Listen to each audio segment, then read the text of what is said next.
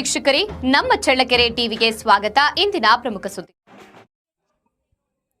ವಿಶ್ವ ಕ್ಷಯ ರೋಗ ದಿನ ಆಚರಣೆಯನ್ನ ಚಳ್ಳಕೆರೆ ತಾಲೂಕಿನ ಗೋಪನಹಳ್ಳಿ ಗ್ರಾಮದ ಪ್ರಾಥಮಿಕ ಆರೋಗ್ಯ ಕೇಂದ್ರದಲ್ಲಿ ಹಮ್ಮಿಕೊಳ್ಳಲಾಗಿತ್ತು. ಜಿಲ್ಲಾ ಕ್ಷಯ ರೋಗ ನಿಯಂತ್ರಣಾಧಿಕಾರಿ ಡಾ ಸುಧಾರ್ ಅವರು ಉದ್ಘಾಟಿಸಿದರು. ಜೀನ್ ಅನ್ನು ಪ್ರತಿಯೊಬ್ಬರು ಸೇವನೆ ಮಾಡುವುದರ ಮೂಲಕ ಉತ್ತಮ ಆರೋಗ್ಯ ಕಾಪಾಡಿಕೊಳ್ಳಬೇಕು ಎಂದಿದ್ದಾರೆ. ಇದೇ ಸಂದರ್ಭದಲ್ಲಿ ಡಾ ಬಿಂದುಶ್ರೀ, ಡಾ ರೂಪಾ, ರಘು, ಸುಜಾತ, ತಿಪ್ಪೇಸ್ವಾಮಿ, ಮಮತಾ, ಬಾಬು ರಾಜೇಂದ್ರ, ಅಶ್ವಿನಿ, ಲಕ್ಷ್ಮೀದೇವಿ ಇತರರು ಹಾಜರಿದ್ದರು.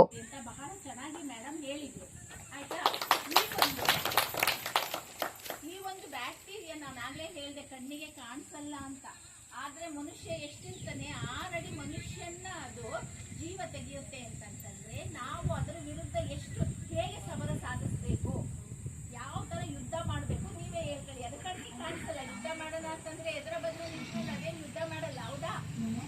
ಹೌದೇ ಇಲ್ಲ? ಎದುರ ಭದ್ರ ವೈರಿ ಬಂದ್ರೆ ಏನ್ ಮಾಡ್ಬೋದು, ನಾವು ಯುದ್ಧ ಮಾಡಿ ಸೋಲಿಸ್ಬೋದು, ಗೆಲ್ಬಹುದು ನಾವು. ಆದ್ರೆ ಇದು ಕಣ್ಣಿಗೆ ಕಾಣಿಸೋದಿಲ್ಲ.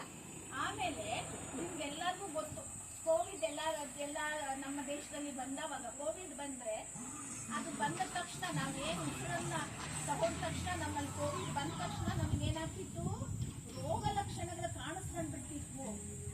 ಕೆಮ್ಮು, ನೆಗಡಿ, ಜ್ವರ ಬಂದ್ಬಿಡೋದು. ಸೊ ಕೋವಿಡ್ ಬಂತು ಅಂತ ಹೇಳಿ ನಾವು ಅದಕ್ಕೇನ್ ಬೇಕೋ ಚಿಕಿತ್ಸೆಯಿಂದ ಮಾಡ್ಬೋದಾಗಿತ್ತು. ಆದ್ರೆ ಇದು ಆಗಲ್ಲ, ಗೊತ್ತಾಯ್ತಾ? ಇದು ನಾವು ಕೆಮ್ಮಿದಾಗ, ಅಕಸ್ಮಾತ್ ನಮ್ಮಲ್ಲಿ ರೋಗ ಇದೆ ಅಂತಂತಂದ್ರೆ, ನಾವು ರೋಗಿಗಳಾಗಿದ್ದೀವಿ ಅಂದ್ರೆ, ನಾವು ಕೆಮ್ಮದಾಗ, ಸೀನದಾಗ ಅದು ಗಾಳಿಯಲ್ಲಿ ಸೇರ್ಕೊಳ್ಳುತ್ತೆ ಬ್ಯಾಕ್ಟೀರಿಯಾ. ಕಣ್ಣಿಗೆ ಕಾಣಿಸಲ್ಲ, ಅದು ಯಾರಿಗೂ ಗೊತ್ತಾಗೋದಿಲ್ಲ. ಎಲ್ಲರೂ ಒಂದೇ ಗಾಳಿನೇನಾ ಉಸಿರಾಡೋದು? ಒಬ್ಬೊಬ್ರಿಗೆ ಒಂದೊಂದು ಗಾಳಿ ಇರುತ್ತಾ?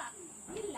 ದೇವರು ಕೊಟ್ಟಿರೋದು ಪ್ರಕೃತಿಯಲ್ಲಿ ಒಂದೇ ಗಾಳಿ, ಒಂದೇ ನೀರು, ಎಲ್ಲರೂ ಅದನ್ನೇ ಬಳಸ್ತಾ ಇದೀವಿ, ಹೌದಾ ಇಲ್ಲ? ಹಾಗಾಗಿ ಅದೇನಾಗುತ್ತೆ, ದೇಹದ ಒಳಗೆ ಹೋಗ್ಬಿಡತ್ತೆ. ಹೋದ ತಕ್ಷಣ ಕೋವಿಡ್ ತರ ನಮ್ಗೆ ರೋಗ ಲಕ್ಷಣಗಳು ಕಾಣಿಸ್ತಾವ? ಇಲ್ಲ, ಅದು ಒಳಗಡೆನೇ ಇರತ್ತೆ, ಗೊತ್ತಾಯ್ತಾ?